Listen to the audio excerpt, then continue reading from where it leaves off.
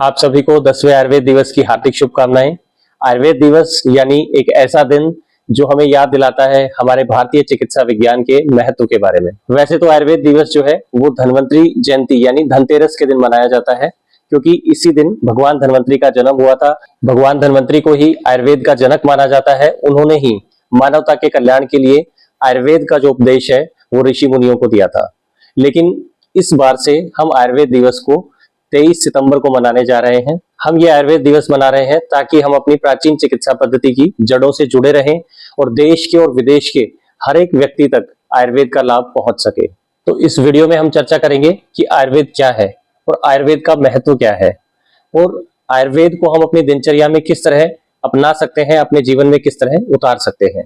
और आज के दिन यानी आयुर्वेद दिवस के दिन हम ये प्रण लेंगे कि अपने शरीर को स्वस्थ रखने के लिए हम आगामी 1 वर्ष तक आयुर्वेद के 10 नियमों का पालन करेंगे और 1 वर्ष तक इन नियमों का निरंतर रेगुलर पालन करते हुए हम जो भी परिवर्तन अपने शरीर में महसूस करेंगे तो अगले आयुर्वेद दिवस को हम अपने सभी साथियों के साथ उन परिवर्तन को शेयर करेंगे।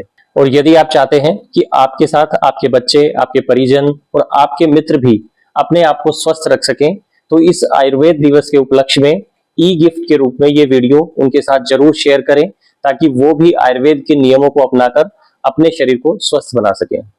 नमस्कार, आपके साथ मैं हूं डॉक्टर अनुराग।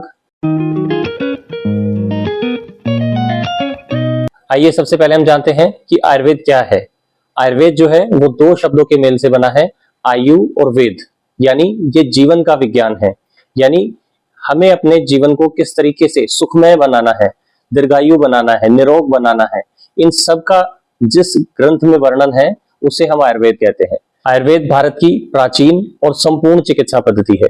आयुर्वेद का वर्णन अथर्ववेद में हमें मिलता है। यानी आयुर्वेद जो है वो लगभग 5000 साल से भी ज्यादा पुराना चिकित्सा विज्ञान है, जो आज के समय में भी सटीक और बिल्कुल प्रासंगिक है। आज के समय में जब दवाइयों के बहुत सारे साइड इफेक्ट सामने आ रहे हैं और दवाइयां जो है रेजिस्टेंट होती जा रही है, यानी या तो वो अपना प्रभाव पूरी तरीके से खोती जा रही है या फिर उनका प्रभाव कम हो रहा है, तो केवल भारत ही नहीं पूरी दुनिया जो है वो एक ऐसी चिकित्सा पद्धति की ओर देख रही है जो पूरी तरह दुष्प्रभाव रहित हो और रोग प्रतिरोधक क्षमता को बढ़ाकर बीमारियों को दूर करे। और ये सभी जो गुण हैं वो हमारी प्राचीन भारतीय चिकित्सा पद्धति आयुर्वेद में है।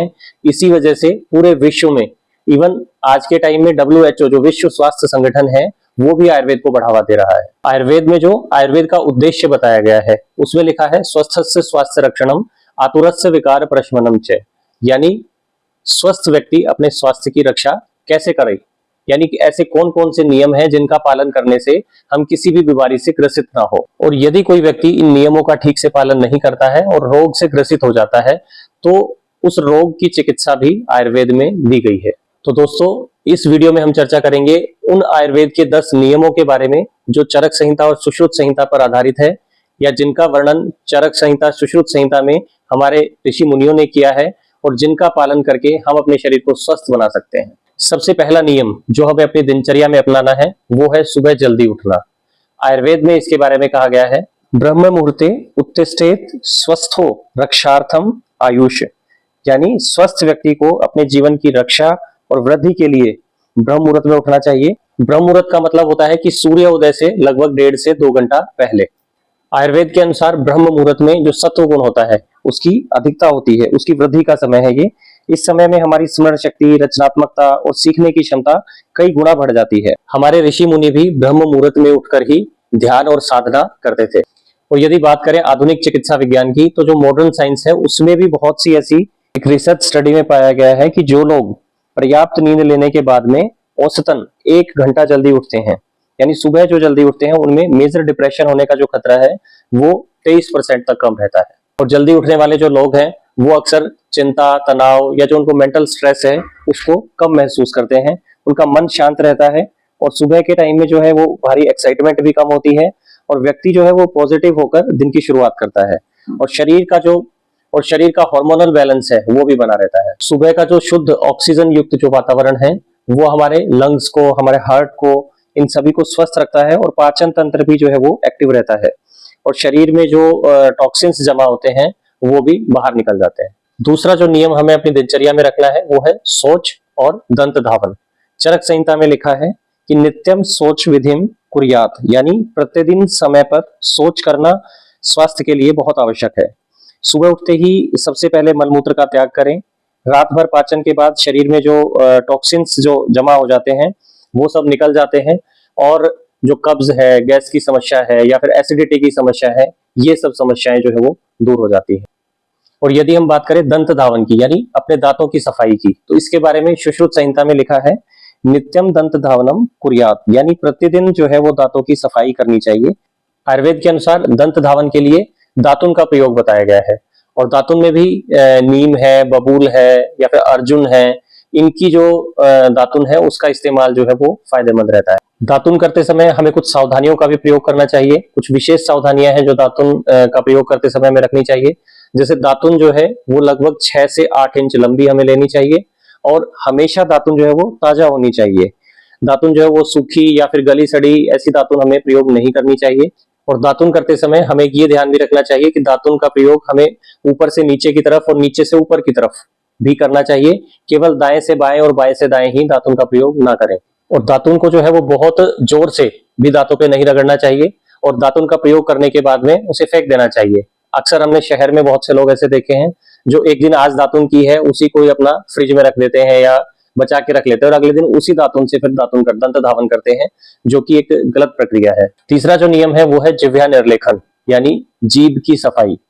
जीभ की सफाई जो है इससे हमारा पाचन सुधरता है, स्वाद की जो अनुभूति होती है वो भी बढ़ती है। यानी जीभ की सफाई से जो हमारे टेस्ट बर्ड्स होते हैं, जो टेस्ट बर्ड्स हैं वो एक्टिव हो जाते हैं, और हमारा जो खाने में जो रुचि है, रुचि बढ़ती है, और स्वाद का जो है वो सही तरीके से अनुभव किया जा सकता है। चौथा जो नियम हमें अपनी दिनचर्या में अपनाना है वो है नस्य। नस्य यानी नाक से औषधि डालना या फिर तेल का प्रयोग करना। आयुर्वेद में नस्य जो है उसे बहुत ही फायदेमंद बताया गया है। स्पेशली जो मस्तिष्क है और जो ऊर्ध्व जत्रुगत रोग है, यानी गर्दन से ऊपर के जितने भी रोग हैं उन सभी में नस्य का प्रयोग बहुत फायदेमंद बताया गया है।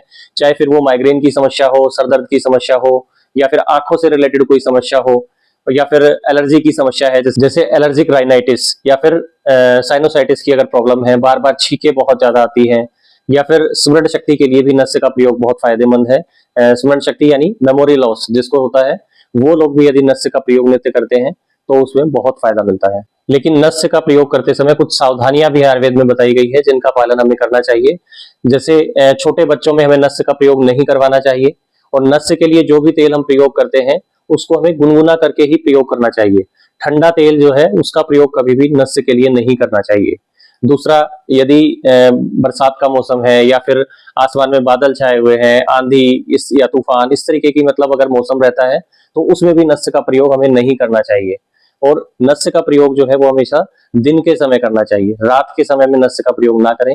और नस्य का प्रयोग करके तुरंत ही ठंडे पानी से हमें स्नान नहीं करना चाहिए, और नस्य का प्रयोग करके हमें दिन में नहीं सोना चाहिए। नस्य के बाद में जो एक बहुत ही इंपॉर्टेंट और बहुत ही फायदेमंद जो नियम है जो हमें अपनी दिनचर्या में अपनाना चाहिए वो है कवल और गंडूश। कवल यानी कुल्ला करना, मतलब जब हम कोई भी पानी है या किसी भी चीज से कुल्ला करते हैं तो हम उसका मुंह में चालन करते हैं और उसको बाहर निकाल देते हैं। इसी प्रकार एक प्रक्रिया होती है गंडूश। उसमें हम जो भी तेल है या काढ़ा है, जो भी हम आयुर्वेदिक औषधि का जो काढ़ा हम प्रयोग करते हैं, तो उसे हम जब मुंह में भर के बैठते हैं तो उसमें उसका चालन नहीं करते, उसमें बस मुंह में रख के उसको और फिर बैठना होता है। गंडूश जो है वो लगभग 1 से 2 मिनट की जो है ये प्रक्रिया है। या आयुर्वेद में ये भी बताया गया है कि जब तक हमें उसको गंडूश को मुंह में रखना है जब तक हमारी आंखों से आंसू ना निकल आए। और यदि हम बात करें गंडूश के फायदों के बारे में, तो जितने भी हमारे कंठ के रोग हैं, गले से संबंधित जितनी भी बीमारियां हैं, या फिर दांतों से संबंधित बीमारियां हैं, या फिर मसूड़ों से संबंधित जितनी भी समस्याएं हैं, और जीभ से संबंधित जितनी भी समस्याएं हैं, उन सब में गंडूश का प्रयोग बहुत फायदेमंद होता है। और ये हमारा जो फेस का जो कॉम्प्लेक्शन है उसको भी बढ़ाता है। इसके बाद जो छठा नियम हमें अपने दिनचर्या में रखना है वो है व्यायाम। आयुर्वेद के अनुसार व्यायाम जो है वो केवल एक शक्ति बढ़ाने का तरीका ही नहीं है, बल्कि जो हमारा शरीर, मन और आत्मा के बीच में जो तालमेल है उसको बनाए रखने के लिए भी व्यायाम बहुत जरूरी है। लेकिन व्यायाम करने के भी कुछ नियम आयुर्वेद में बताए गए हैं। जैसे व्यायाम जो है वो व्यक्ति को अपनी क्षमता से ज्यादा नहीं करना चाहिए, बल्कि उसकी जो शक्ति होती है, उसकी जो क्षमता है, उससे आधा ही व्यायाम करे। और सुबह का जो समय है वो व्यायाम के लिए सबसे अच्छा बताया गया है, क्योंकि सुबह के समय जो है वो प्राकृत रूप से जो कफ है शरीर में वो बढ़ा हुआ होता है, और जब हम व्यायाम करते हैं तो वो जो बढ़ा हुआ कफ है वो उसको बैलेंस करने में सहायक होता है। व्यायाम जो है वो अपनी जो शारीरिक प्रकृति होती है या फिर जो मौसम होता है उसके अनुसार व्यायाम हमें करना चाहिए। जैसे गर्मी का मौसम है या फिर बरसात का मौसम है, उसमें हमें थोड़ा कम व्यायाम करना चाहिए। लेकिन जो सर्दी का मौसम है, जो हेमंत ऋतु आती है, उसमें हमें अधिक व्यायाम भी हम कर सकते हैं। और यदि हम बात करें व्यायाम से होने वाले हमारे शारीरिक फायदों के बारे में, तो ये शारीरिक दोषों का संतुलन तो करता ही है, साथ ही पाचन क्षमता को भी बढ़ाता है। और वेट लॉस करने के लिए जो है व्यायाम बहुत ही इफेक्टिव तरीका है। और ये हमारी मांसपेशियों को और जोड़ों को भी मजबूत बनाता है। ब्लड का जो सर्कुलेशन है उसको भी बैलेंस करता है, और जो मेंटल स्ट्रेस है उसे भी कम करता है। और कंसंट्रेशन बढ़ाने के लिए, मेमोरी बढ़ाने में भी ये मदद करता है। और जिन लोगों को अनिद्रा यानी इंसोमिया की समस्या है, उनके लिए भी व्यायाम जो है वो बहुत जरूरी और बहुत फायदेमंद है। और व्यायाम जो है पूरे 24 घंटे में से लगभग 1 घंटा तो हमें रोज व्यायाम जरूर करना चाहिए। सातवां जो नियम है जिसके बारे में हम बात करेंगे वो है अभ्यंग। अभ्यंग यानी शरीर पे तेल से मालिश करना। अभ्यंग का जो है हमारे शरीर को स्वस्थ रखने में एक बहुत इंपॉर्टेंट रोल है। और सर्दी के मौसम में विशेष रूप से आयुर्वेद में नहाने से पहले अभ्यंग में हमेशा ये हमें ध्यान रखना है कि अभ्यंग जो है वो नहाने से पहले करना है। और सर्दी का जो मौसम होता है उसमें तो आयुर्वेद में डेली नहाने से पहले अभ्यंग करना बताया गया है शरीर का। आयुर्वेद के अनुसार अभ्यंग से जो बढ़ा हुआ वात दोष होता है उसका शमन होता है, और पित्त और कफ दोष जो है उसको भी ये बैलेंस करता है। और जो अभ्यंग है यदि हम डेली इसका प्रयोग करते हैं तो हमारी जो स्किन है, स्किन का जो रूखापन है उसको दूर करता है, और हमारी जो स्किन है उसको सॉफ्ट और चमकदार बनाता है। और नियमित रूप से यदि हम अभ्यंग करते हैं तो हमारी जो मांसपेशियां हैं वो मजबूत होती हैं। जो जोड़ों का दर्द है या फिर जोड़ों में जो स्टिफनेस की जो समस्या है वो भी इससे दूर होती है। हार्ट और नर्वस सिस्टम को भी स्वस्थ रखने के लिए अभ्यंग बहुत इंपॉर्टेंट है। और जिन लोगों को अनिद्रा यानी नींद न आने की समस्या है उनके लिए भी अभ्यंग बहुत फायदेमंद है। अब हम बात करते हैं अभ्यंग की विधि के बारे में। तो अभ्यंग की यदि सही विधि होगी तो ही आपको पूरा फायदा मिलेगा। तो सबसे पहले हम बात करते हैं कि अभ्यंग के लिए किस व्यक्ति को कौन से तेल का इस्तेमाल करना चाहिए। तो आयुर्वेद में हर एक व्यक्ति की अलग अलग प्रकृति बताई गई है, और व्यक्ति की प्रकृति के हिसाब से ही हमें उस तेल से मालिश करनी चाहिए। लेकिन यदि आपको अपनी प्रकृति के बारे में नहीं पता है तो सिंपल तिल का जो तेल होता है, जो शुद्ध तिल का तेल होता है, उसका प्रयोग हम अभ्यंग करने के लिए कर सकते हैं। अभ्यंग में प्रयोग करने के लिए जो तेल है उसको थोड़ा सा गुनगुना करके प्रयोग करें, और लगभग जो है वो 30 से 40 मिनट का जो समय है मालिश के लिए, पूरी जो बॉडी है उसका अभ्यंग के लिए 30 से 40 मिनट का जो समय वो पर्याप्त होता है। अभ्यंग जो है वो सुबह के समय नहाने से पहले ही करें, और अभ्यंग करने के 1 घंटे बाद गुनगुने पानी से ही हमें स्नान करना चाहिए। 8वां जो नियम है जो हमें अपनी दिनचर्या में प्रयोग करना है वो है स्नान। स्नान जो है वो अभ्यंग के बाद गुनगुने पानी से हमें स्नान करना चाहिए। और स्नान करने से जो हमारे शरीर की गंदगी है वो साफ हो जाती है, और हमारा जो मन है वो भी रिफ्रेश हो जाता है, और जो हमारे मन की थकान है या जो शरीर में आलस्य है वो भी सब दूर हो जाता है। तो स्नान के बारे में तो लगभग आप सभी लोगों को पता ही है, तो स्नान के बारे में बहुत ज्यादा विस्तार से चर्चा हम नहीं करेंगे। और 9वां जो नियम है वो है भोजन करने की विधि। ये जो नियम है ये हमारे लिए बहुत ही इंपॉर्टेंट है। हालांकि सारे जितने भी नियम हमने अभी चर्चा की है वो सभी हमारे लिए बहुत जरूरी है, लेकिन एक संतुलित भोजन और उस भोजन को करने की विधि क्या होनी चाहिए ये सबसे ज्यादा जरूरी है। भोजन करने के आयुर्वेद में कुछ नियम बताए गए हैं, तो यदि हम इन नियमों को अपनाकर, इन नियमों के हिसाब से यदि हम भोजन ग्रहण करते हैं तो वो भोजन हमारे शरीर के लिए अमृत के समान लाभकारी है। लेकिन यदि हम गलत तरीके से और बिना किसी नियम के यदि हम भोजन ग्रहण करते हैं तो वो भोजन हमारे शरीर के लिए विष के समान, यानी अनेकों बीमारियां उत्पन्न करने वाला वो हो सकता है। तो आइए जानते हैं कि ऐसे कौन से नियम हैं जो भोजन करते समय हमें ध्यान रखने चाहिए। तो सबसे पहला जो नियम है वो ये है कि दिन का भोजन जो हम ग्रहण करते हैं वो हैवी होना चाहिए, क्योंकि दिन में जो है वो जठराग्नि सबसे तेज होती है। और सुबह के समय खाली पेट बिल्कुल भी नहीं रहना चाहिए। आज के समय में एक ट्रेंड चला हुआ है ब्रेकफास्ट का, जिसमें हम कॉफी, टी या फिर उसके साथ में स्नैक्स हो जाते हैं जैसे बिस्किट, रस्क, फैन, इन सब चीजों का प्रयोग करते हैं। यदि हम इन चीजों का इस्तेमाल करते हैं तो ये हमारे शरीर के लिए बहुत नुकसानदायक होता है। रात का जो भोजन है वो हमें सोने से 2 से 3 घंटे पहले करना चाहिए, और रात का जो भोजन है वो ऐसा होना चाहिए जो पचने में हल्का हो। भोजन जो है वो हमेशा हमें भूख लगने पर ही करना चाहिए, यानी घड़ी देखकर या फिर समय देख के हमें भोजन नहीं करना चाहिए।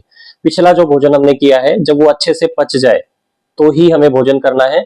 यदि आपको ये लगता है कि जो पिछला भोजन हमने जो लिया है, यानी सुबह के समय में जो भोजन यदि आपने किया है, और यदि आपको ये फील हो रहा है कि वो भोजन पचा नहीं है, अच्छे से शुद्ध डकारें नहीं आई हैं या पेट में भारीपन है, तो हमें शाम का भोजन नहीं करना चाहिए।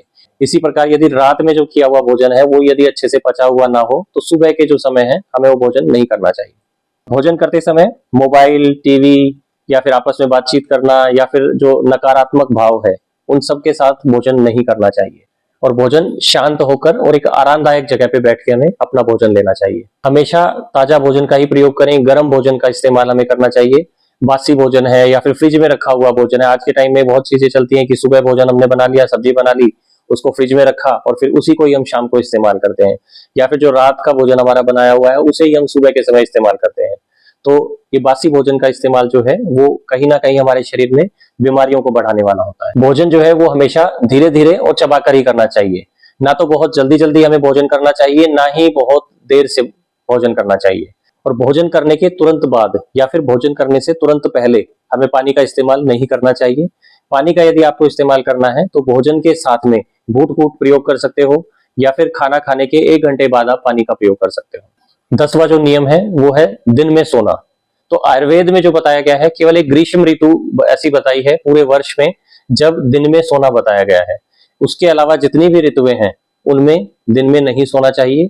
लेकिन यदि बच्चे हैं या फिर गर्भवती स्त्री है तो उनके लिए ये नियम में छूट दी गई है, वो कभी भी सो सकते हैं, उन पे ये नियम लागू नहीं होता है।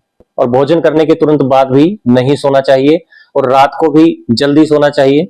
तो दोस्तों हमने बात की आयुर्वेद के 10 नियमों के बारे में जिन्हें हमें अपनी दिनचर्या में उतारना चाहिए। और यदि आप इन 10 नियमों को अपनी दिनचर्या में, अपनी जो डेली लाइफ है उसमें यदि हम इन नियमों का पालन यदि आप करते हैं तो निश्चित रूप से आप स्वस्थ रहेंगे और अनेकों बीमारियों से आपका बचाव रहेगा। यदि ये वीडियो आपको पसंद आई हो तो लाइक जरूर करें और यदि आप हमारे चैनल पर नए हैं तो चैनल को सब्सक्राइब भी करें ताकि आयुर्वेद से जुड़ी जानकारियां आपको सबसे पहले और जल्दी मिले। तो फिर मिलेंगे एक ऐसी ही चर्चा लेकर जो आपके और आपके परिवार के लिए फायदेमंद होगी।